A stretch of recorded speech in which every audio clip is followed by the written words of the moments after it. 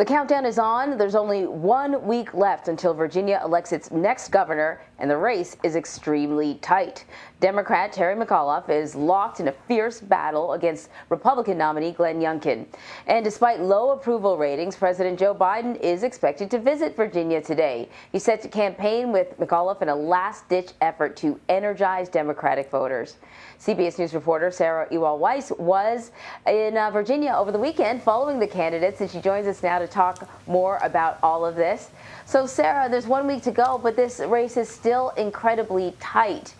Why is that? What are the factors that are contributing to this sort of neck-and-neck race?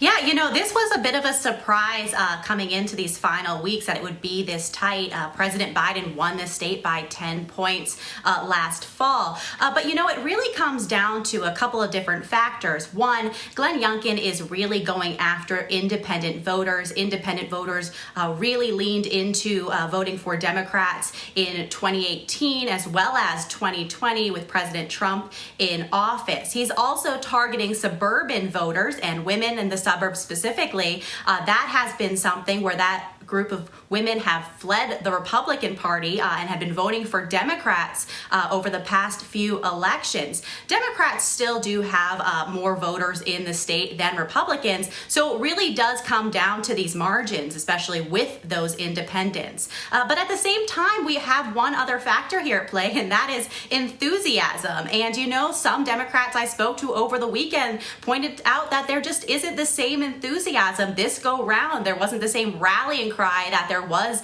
in the midterms in 2018, in their gubernatorial race in 2017, and last fall in 2020.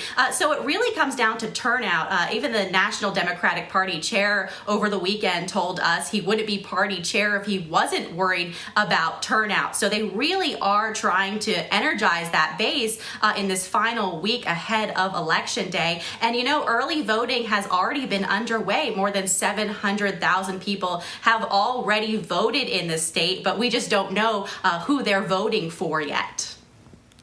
So, Sarah, you attended campaign events for both Youngkin and McAuliffe over the weekend. I want to play a bit of what they each had to say.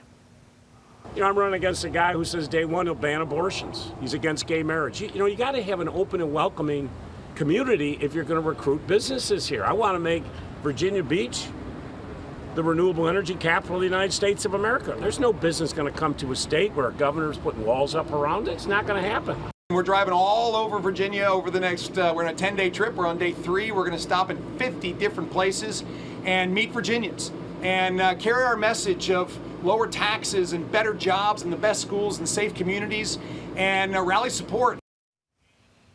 So, is their message resonating with voters, particularly those who are still undecided? Which message, I guess, is my question, is having more of a resonance with voters?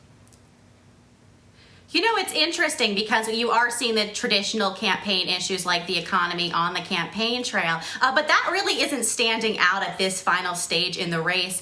One thing that has stood out is vaccines, vaccine mandates. McAuliffe for vaccine mandates, Glenn Youngkin against vaccine mandates, but saying he supports vaccinations. So that is one issue that has come up. Abortion rights is another issue that has come up on the campaign trail. Mostly Democratic voters have told me that is something they are focused on, pointing out to what's happening across the country with restrictions on abortion and worrying that that could come to Virginia should a Republican win the election. But you know, one of the issues that is not traditionally a campaign issue that's front and center, this one kind of came out of left field, was education. Education has really been the rallying cry for Glenn Youngkin in these final weeks. His message is parents matter.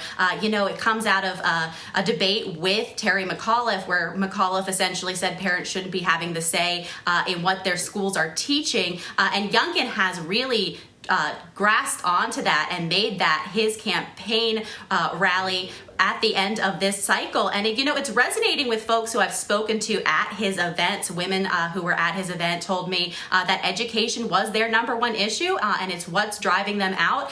This week he had a new ad that came out that features a mother talking about wanting to have a say in what her son actually is learning in school. That woman, we should note, is actually someone who was trying to ban the book Beloved by Toni Morrison back in 2013. So McAuliffe has seized on that aspect of it. But McAuliffe has also been talking about education. He's talking about investing more in education and raising teacher pay. But this really has put him on defense rather than offense in a way that is most unusual. So that is something that has really resonated across the state. Democrats also talking about that as they see what's coming from Youngkin's camp and pushing back as they go out and vote for McAuliffe. So that is the third issue, I would say, really something to keep an eye on, especially as we move into the midterms as well. We know the president is going to be campaigning for McAuliffe. He won the state by 10 points, but that was when he was running against Donald Trump, which may have been a factor there. So do we know whether or not a Biden endorsement will really make a difference for McAuliffe?